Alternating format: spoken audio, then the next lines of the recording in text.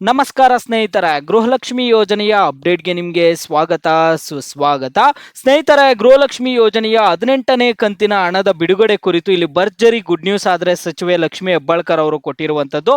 ಅವರು ಕೊಟ್ಟಿರುವಂತಹ ಭರ್ಜರಿ ಗುಡ್ ನ್ಯೂಸ್ ಏನು ಅನ್ನುವಂಥದ್ದನ್ನ ಈ ವಿಡಿಯೋದಲ್ಲಿ ತಿಳಿಸ್ಕೊಡ್ತೀನಿ. ಅದ್ರ ಜೊತೆಗೆ ನಿಮಗೆ ಗೃಹಲಕ್ಷ್ಮಿ ಯೋಜನೆಯ 17ನೇ ಕಂತಿನ ಹಣ ಬಂದಿಲ್ಲ ಅಂದ್ರೆ ಏನ್ ಮಾಡ್ಬೇಕನ್ನುವಂಥದ್ದನ್ನ ತಿಳಿಸ್ಕೊಡ್ತೀನಿ. ಇವೆಲ್ಲ ಮಾಹಿತಿ ನೀವು ಈ ವಿಡಿಯೋದಲ್ಲಿ ತಿಳ್ಕೊಬೇಕಂದ್ರೆ ಎಲ್ಲರೂ ವಿಡಿಯೋ ಕೊನೆವರೆಗೂ ನೋಡಿ. ಅದಕ್ಕೆ ಮುಂಚೆ ನೀವು ಯಾರಾದರೂ ಇನ್ನೂ ಚಾನಲ್ ಅನ್ನ ಸಬ್ಸ್ಕ್ರೈಬ್ ಮಾಡ್ಕೊಂಡಿಲ್ಲ ಅಂದ್ರೆ ಈಗಲೇ ಚಾನಲ್ ಅನ್ನ ಪಟ್ ಅಂತ ಸಬ್ಸ್ಕ್ರೈಬ್ ಮಾಡ್ಕೊಳ್ಳಿ, ಮತ್ತೆ ವಿಡಿಯೋಗೆ ಒಂದು ಲೈಕ್ ಆದ್ರೆ ಕೊಡಿ.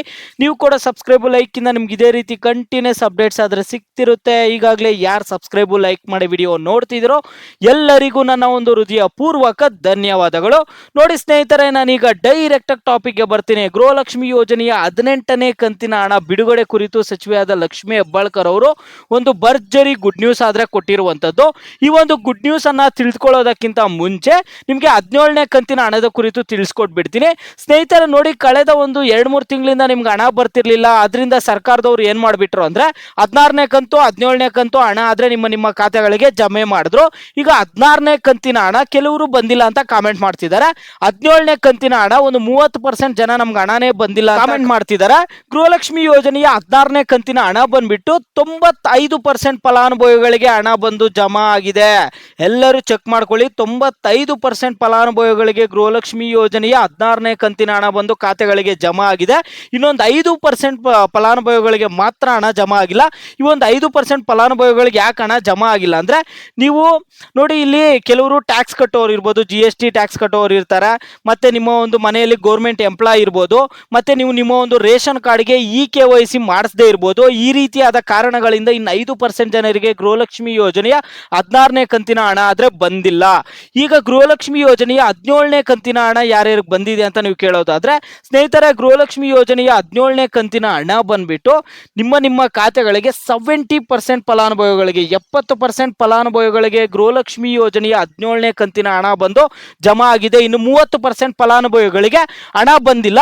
ನಿಮ್ಗೆ ಹಣವನ್ನ ಜಮಾ ಮಾಡ್ತಾರಂತ ಸಚಿವೆಯಾದ ಲಕ್ಷ್ಮಿ ಹೆಬ್ಬಾಳ್ಕರ್ ಅವರು ಏನ್ ಹೇಳ್ತಿದ್ದಾರೆ ಅಂದ್ರೆ, ಇದೇ ಮಾರ್ಚ್ 25ನೇ ತಾರೀಕು ಒಳಗಡೆ ಯಾರ್ಯಾರಿಗೆ ಗೃಹಲಕ್ಷ್ಮಿ ಯೋಜನೆಯ 17ನೇ ಕಂತಿನ ಹಣ 30% ಫಲಾನುಭವಿಗಳಿಗೆ ಹಣ ಬಂದಿಲ್ಲ ಅಂತ ಅವರಿಗೆ ಹಣ ಬಂದ್ಬಿಟ್ಟು ಮಾರ್ಚ್ 25ನೇ ತಾರೀಕು ಒಳಗಡೆ ಬಂದು ಜಮಾ ಮಾಡ್ತೀವಿ ಅಂತ ಇಲ್ಲಿ ಸಚಿವೆಯಾದ ಲಕ್ಷ್ಮಿ ಹೆಬ್ಬಾಳ್ಕರ್ ಅವರು ಸ್ಪಷ್ಟನೆ ಕೊಟ್ಟಿರುವಂತದ್ದು.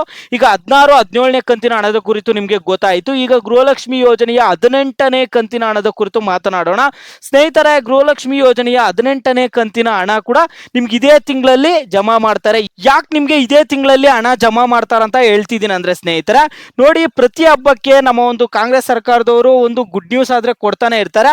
ಇಲ್ಲಿ ಹಬ್ಬಕ್ಕೆ ಗುಡ್ ನ್ಯೂಸ್ ಕೊಟ್ರೆ ಜನರು ಕೂಡ ಖುಷಿ ಆಗ್ತಾರೆ, ಈ ತರ ಸರ್ಕಾರದವರು ಹಣ ಕೊಡ್ತಿದಾರ ಅಂತ. ಅದರಿಂದ ಇದೇ ಮಾರ್ಚ್ 30ನೇ ತಾರೀಕು ಯುಗಾದಿ ಹಬ್ಬ ಇರೋದ್ರಿಂದ ನಿಮ್ಗೆ ಇದೇ ಮಾರ್ಚ್ 30ನೇ ತಾರೀಕು ಗೃಹಲಕ್ಷ್ಮಿ ಯೋಜನೆಯ 18ನೇ ಕಂತಿನ ಹಣ ಆದ್ರೆ ಜಮಾ ಮಾಡ್ತಾರೆ.